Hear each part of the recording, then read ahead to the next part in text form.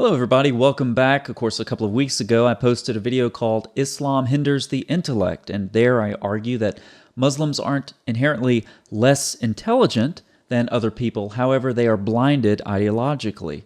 And of course, I compare it to Muslims putting on a pair of glasses, and they see the world through their Islamic lens, and it distorts it. Now, as a Christian, I'm primarily concerned with the way they distort the Bible through the lens of the Quran. And I talked a little bit about that in that video, and this video is a follow-up in the sense that we're going to go through some comments that Muslims have posted either on that video or since that video and show how they are demonstrably distorting the Bible. And so I'm going to expose this here publicly and, of course, invite them to respond. So let's jump right into it. All right, so this individual says, try once more. What does Jesus mean when he said in John 17:4, I have finished the work which thou had given me, or to me? But he didn't know he had to be sacrificed. I am sure that the crucifixion was imposed on him accidentally, which he never expected.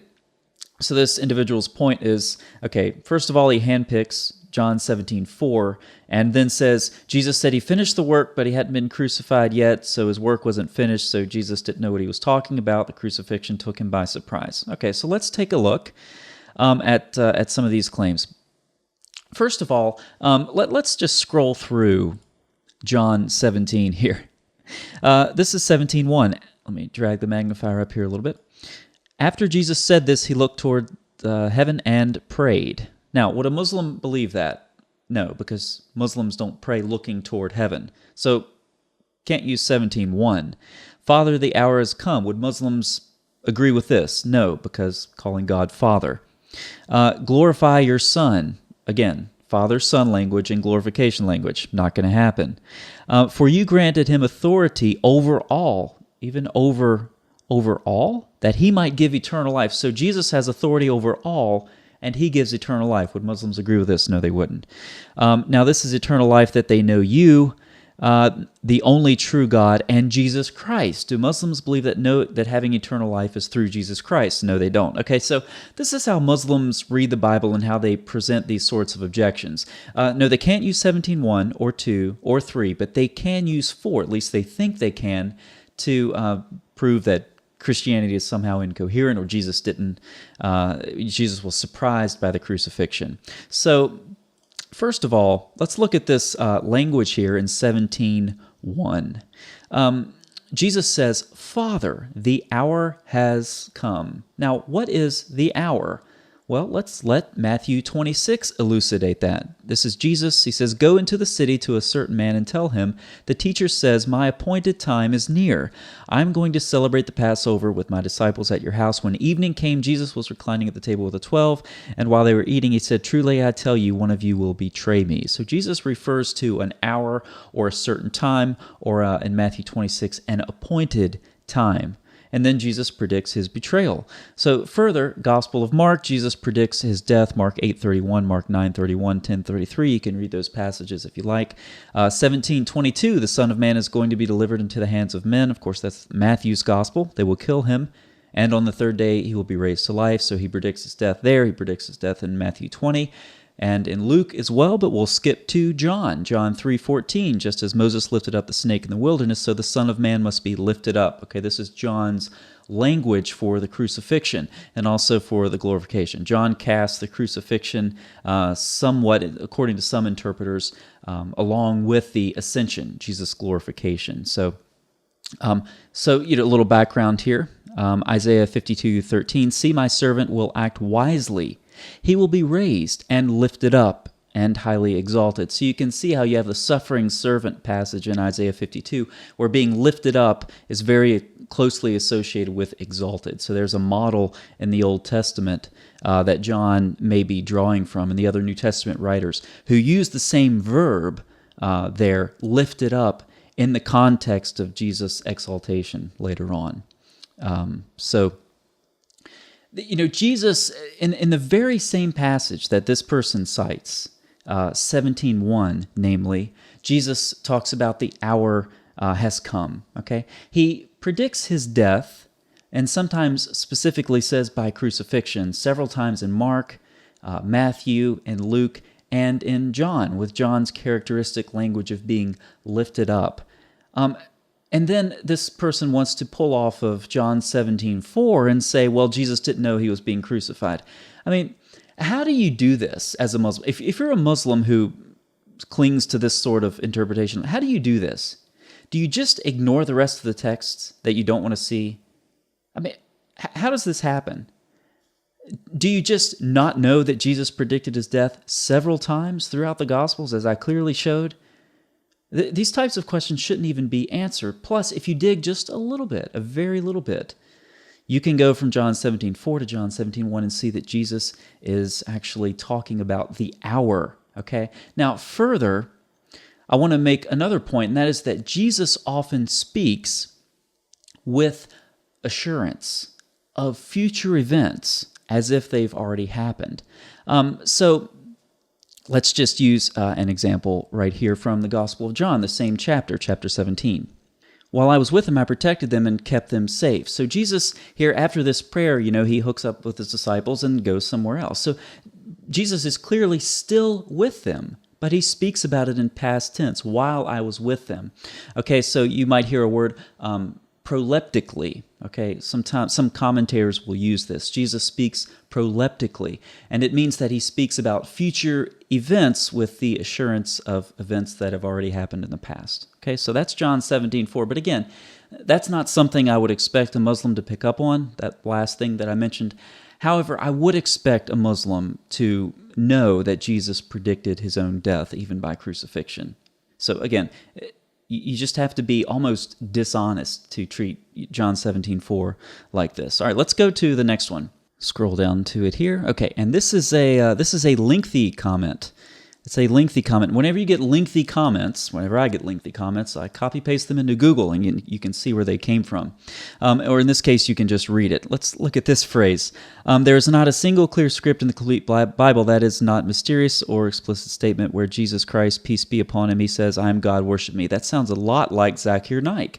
And then he quotes a lot of passages, a lot like Zakir Naik. And then at the end, he says, we Muslims are more Christians than the Christians themselves. That's Zakir Naik. How do I know that? Because of this. We Muslims are more Christian than the Christian themselves. More Christian than the Christian themselves. More Christian than the Christian themselves. So if you're going to quote someone, at least have the intellectual honesty to attribute the quote to them. Okay, that's the first thing. And that goes for if you're quoting a person or a website. That happens a lot as well. Why would you pass off someone else's work as your own, especially when it's as bad as this? I mean, you're going to copy-paste, and this happens a lot. Muslims will copy-paste large portions from Islamic websites and will not say that they're quoting from anyone. You just put it back in Google, and you can see exactly word for word where it comes from. So this person, again, Zakir Naik, okay, if you want to have some credibility on my channel, don't quote Zakir Naik. Let me give you a short list of people you can quote and have more credibility than if you're quoting Zakir Naik. Okay, short list. Donald Duck, Mickey Mouse, even Minnie Mouse, Wonder Woman, Popeye, you get the picture. Zakir Naik has zero credibility. All right, so back to this person's comment. Gospel of John, chapter 5. Let's see what the Gospel of John, chapter 5 says. Verse 18, for this reason they tried all the more to kill him. Not only was he breaking the Sabbath, but he was calling God his own Father, making himself equal with God. Okay, now this is not the verse they're going to quote from John chapter 5. Instead, they are going to quote from, well, he quoted from John 5:30 and John 5:26, as well as John 5:19. So he literally starts right after the verse I just quoted. Again, as a Muslim, what do? Do you just not read the verse I just read, which was John 5:18, but you skip right to 20? I mean, how does that work? Jesus' contemporaries realized that he was making himself equal with God. Okay, if you want to go to a passage that if you want to try to show that Jesus was not God, don't go to the Gospel of John. I mean, how do you read John's prologue? In the beginning was the Word, and the Word was with God, and the Word was God. And the Word became flesh and dwelled among us. God dwelling with his people. It's right there in the Gospel of John. How are you going to skip all of that and go to chapter 5 and try to prove that Jesus wasn't God? And again, you have to skip verses within chapter 5, right? So what's the deal here with the language that we see that Muslims quote all the time from the Gospels? Well, what you have is language in the Gospels, whether it's from Jesus or the Gospel writers themselves, that is appropriate for man and appropriate for God. God incarnate. That's what the Gospel of John says. That's how it begins. God became flesh and dwelled among us. So when Muslims quote texts that show the humanity of Jesus, Christians are saying, yeah, that's what we believe. Yeah, you find texts that describe fully Jesus' humanity. And you also find texts that describe fully Jesus' deity. And these are the texts that Muslims skip. Okay, so let me see, who is this individual here? Put his name back up. Yes. So, yeah, this individual right here. I would like to see your exegesis of John chapter 1. Okay, you want to quote from the Gospel of John. Let me see your exegesis of John chapter 1. And so I'll be waiting for that. All right, let's move on to the next comment here. All right, so here we have a comment right here from this individual. 1 John 4:2. Beloved, do not believe every spirit, but test the spirits to see whether they are from God, for many false prophets have gone into the world. By this you know the Spirit of God. Every spirit that confesses that Jesus Christ has come in the flesh is from God. Did Muhammad, P, confess that Jesus, P, has come in the flesh? Yes, he did. And what does this make Muhammad, P? According to the Bible, it makes him a true prophet. So in response to this, first of all, I challenge the individual to show me where Muhammad says that Jesus came in the flesh. That's the first thing. Secondly, what does John mean by this statement that Jesus came in the flesh? And I put all of this in the comments to this individual, which he rejected. But let's go through. We'll sort of replay the explanation that I gave him. So there are some similarities between 1 John chapter 4, 1 John in general, and the Gospel of John. Okay, let's look at some examples. 1 John 1:1, that which was from the beginning. Gospel of John 1:1, in the beginning. 1 John 1:1, this we proclaim concerning the word of life. Gospel of John 1:1, in the beginning was the Word. 1 John 1:2, the life appeared. Gospel of John 1:4, in him was life. 1 John 1:2, the life appeared, and we have seen it and testified to it. Gospel of John 1:14, we have seen his glory. 1 John 1:5, God is light. Gospel of John 1:4, in him was life, and that life was the light of all mankind. 1 John 1:5, in him there is no darkness at all. Gospel of John 1:5, the light shines in the darkness, and the darkness has not overcome it. 1 John 4:2, every spirit that acknowledges that Jesus Christ has come in the flesh is from God. Gospel of John 1:14, the Word became flesh and made his dwelling among us. So, there's a similarity here between John's epistle and the Gospel of John. So if we want to ask, what does John mean when he says that Jesus Christ came in the flesh? What does that mean? Let's check the Gospel of John. 1 John 4:2, every spirit that acknowledges that Jesus Christ has come in the flesh is from God. Gospel of John 1:14, the Word became flesh and made his dwelling among us. So this is why when you look this verse up, namely 1 John 4:2, or the whole passage, 1 John 4, if you just look it up on Bible Gateway or something like that, you'll see that there's a heading, and the heading is typically something related to the incarnation, maybe on denying the incarnation, where John is addressing people who deny this. When John says Jesus came in the flesh, he's talking about God incarnate. This is crystal clear if you simply allow John to interpret himself. Now, Muslims don't know what it's like to have one text interpret other parts of that text. Oh, wait. Except for to seek to explain an ayah from the Quran by referring to another ayah is the first and foremost duty of the interpreter. Okay, so there is that. And there's also the most correct method of tafsir is to explain the Quran by the Quran. Okay, so maybe Muslims do know something about letting the Quran interpret itself. Now, why not extend that same freedom to the Bible and let the Bible interpret itself? Well, you can't do that because that will lend too much coherence and credibility to the Christian faith. We can't have that now, can we? No, we can't. If you're a dishonest Muslim like the one I'm engaging with here, you can't have that, so you just have to reject it altogether. And so that's what this person has done. Now, I brought this up.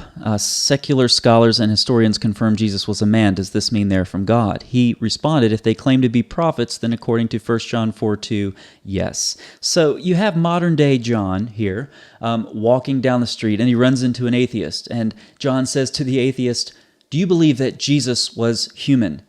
And the atheist says, yes. John would then reply, according to this person, you have a spirit from God. I mean, everybody believes that Jesus was a human, except for the vanishingly small fringe scholars over there who say that Jesus never existed. But that doesn't obviously include any Muslims.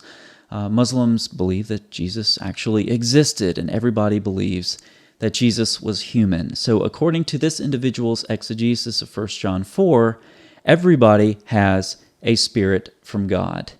Okay, now this is just absurd, and it's much more appropriate to let the Bible interpret itself. This phrase that John uses referring to Jesus coming in the flesh, he uses it in his prologue. There are unmistakable parallels between 1 John and the Gospel of John, as I demonstrated, and so that is the proper exegesis of 1 John 4:2.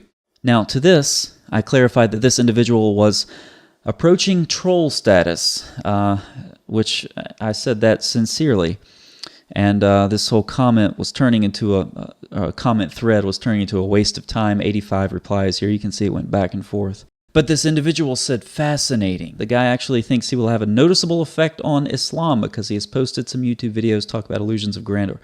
Okay, so I don't think I'm going to have a noticeable effect on Islam. Islam is an ideology. Okay, it's abstract. Okay, it's like a number.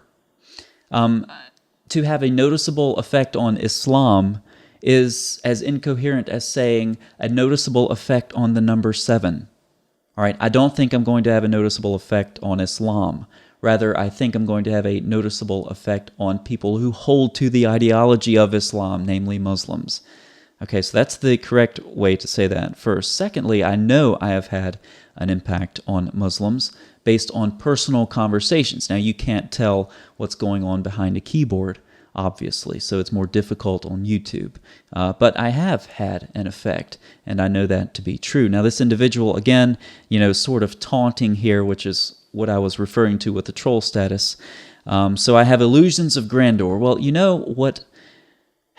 I mean, I may affect Muslims through this channel, especially as it grows. Maybe not, but I'll try. And you know what I will never be is a coward who hides behind his keyboard, because I challenge this individual to a conversation, not a debate. A debate takes prep time and so forth, just a conversation.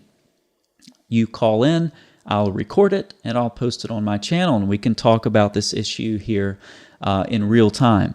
Now, I asked 3 to 4 times, and every time I was refused. He said, YouTube comments or nothing. He's afraid to talk, in spite of all of his at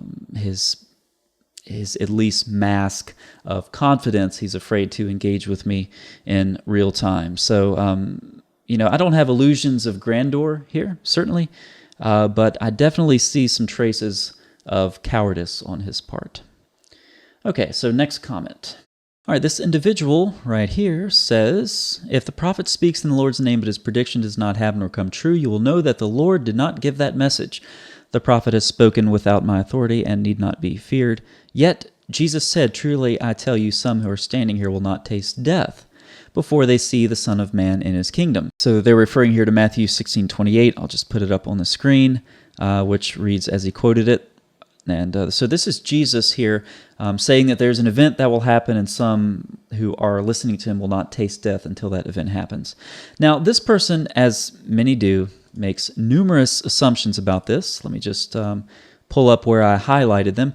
Number one, you assume this is referring to parousia, that is Jesus' second coming. Number two, I said that he assumed this refers to a single event. Number three, you assume coming in the phrase Son of Man coming in his kingdom means coming to earth. There is no basis for this assumption. Okay, so let's go back to the text and just read it. This person, again, assumes that Jesus is referring to his second coming. Truly, I tell you, some who are standing here will not taste death before they see the Son of Man coming in his kingdom. So Jesus here is implicitly, if not explicitly, saying they will die after this event happens. You will not taste death before, okay? Not taste death before. So we have some chronology there. Again, Jesus is very strongly implying, if not stating explicitly, that they will die after. Now, if Jesus here is talking about a second coming, that is a very, very odd second coming.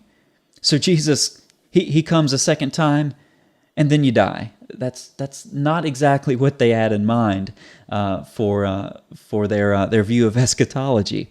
So the text itself gives you a very strong indication that this is not parousia, or Jesus' second coming. So what is Jesus talking about here? Well, I suggest in my comments to this individual that you need to take Daniel 7 as the background for this. Now, Daniel 7, 13 through 14 is referred to by Jesus in other parts of the Gospels. Okay, so this is nothing new, and I've actually covered some of these in my series on the Gospel of Mark, and I think some in my video on Acts, but I'm not sure about that.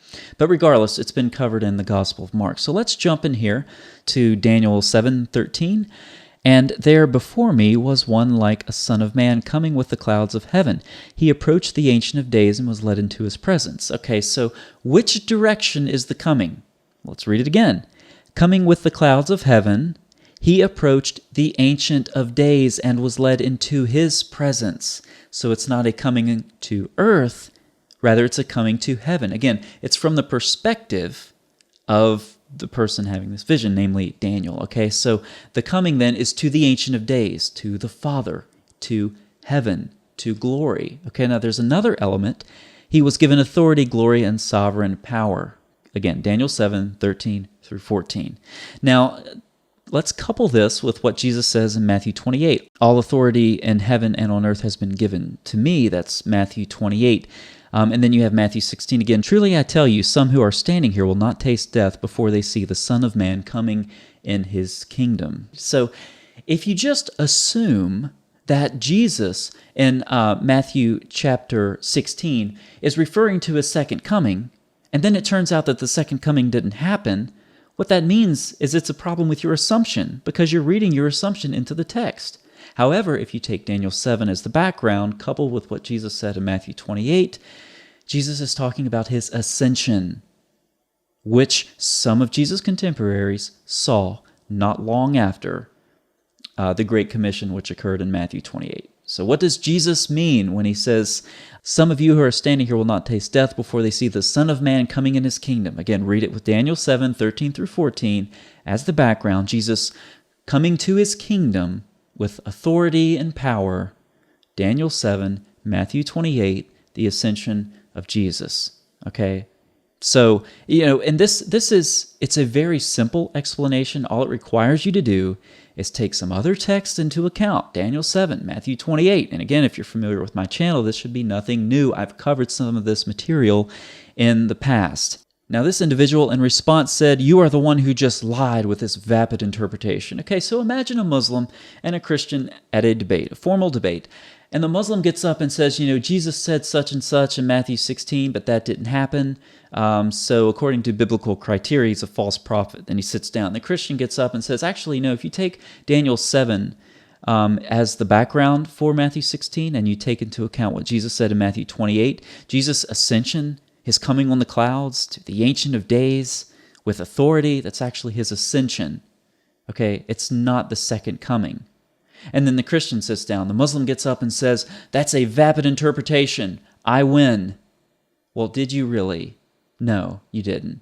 You just dismissed with a wave of your hand everything I said because you don't like that I gave you textual background that made perfect sense of Matthew chapter 16. You don't like it, so you just have to deny it. Now, this happens so frequently that I predicted this would happen, and I predicted it in the actual comment with the explanation. So I predicted it, and this person knew I predicted it. And guess what? He still fulfilled the prediction. Let's look at what I said. I predicted, no doubt your response to this will be more proof of that. It will be a wholesale dismissal of my response without actually engaging in any of the text I present. Maybe you'll throw a couple more red herrings out, but whatever you do, you will continue to dodge the content I present in this video. Super User got in on this, and he said that this individual would deliberately beguile and delude in order to defend his faith. Okay, so think about that. Deliberate delusion, a wholesale dismissal, and that's exactly what this person does. It's a vapid interpretation. It's vapid. It's vapid. Again, intellectually irresponsible. So, what is going through Muslims' minds with stuff like this? Is it just, do you deny it and you know that I'm right, or is your intellect so handicapped by your ideology that you can't even see the text in black and white? It's very difficult to understand how someone can be this intellectually irresponsible. I can't help but think of Jesus' words in John chapter 8 when it comes to Muslims reading the Bible. But because I tell the truth, you do not believe me. So there you have it, some examples right from the comments section here that illustrate my point perfectly. Islam hinders the intellect. It prevents Muslims from seeing the biblical text clearly, and it requires them to dismiss sound exegesis, the Bible interpreting itself. They dismiss that with the wave of their hand because their ideology requires them to see something different. It's interesting. I was at a conference recently, and I have to share this, and then I'll wrap up this lengthy video. I was at a conference recently with 6 scholars, and 4 of them were Old Testament specialists. And so I was talking to one before the day of the conference. We talked for a long time. It was a very enjoyable conversation. This is someone who spends his academic life in the Old Testament and in peer-reviewed literature about the Old Testament. And someone who works with Muslims, I said, hey, do you know, he teaches Deuteronomy, actually, which triggered this comment. I said, do you know that Muslims believe that Muhammad is in Deuteronomy 18? And his jaw hit the floor. He had never heard anything like this. Of course, he didn't believe it. Okay, but set that aside. Catch what I said. He had never even heard of it. He spends his life in peer-reviewed literature on the Old Testament. He teaches Deuteronomy. He goes to academic conferences across the country, and he's never even heard this, which shows you how far separated Muslims are with their twisted interpretation of the Bible. So I'm offering again to Muslims whose comments I address in this video. If you want to call in on Skype, video or audio, if you don't want video, no problem. I understand that. I'll record an audio conversation with video on my side, audio on your side, and I'll post that unedited on my channel here, and having video on my side will prove that it's unedited because you would see, of course, a glitch in the video. So if you think you can sustain your distorted interpretation of the Bible that I have argued against here, then call in and see if you can keep your views, see if you can argue for your views with me in real time. That's an open challenge, and it's something I take very seriously as a Christian who is dedicated to expounding what the Bible actually says to Muslims, in spite of the fact that their ideology continues to require them to resist sound exegesis. So that's all for this video. Thank you so much for watching, and Muslims, remember my invitation to dialogue with me here in real time. Thanks for watching.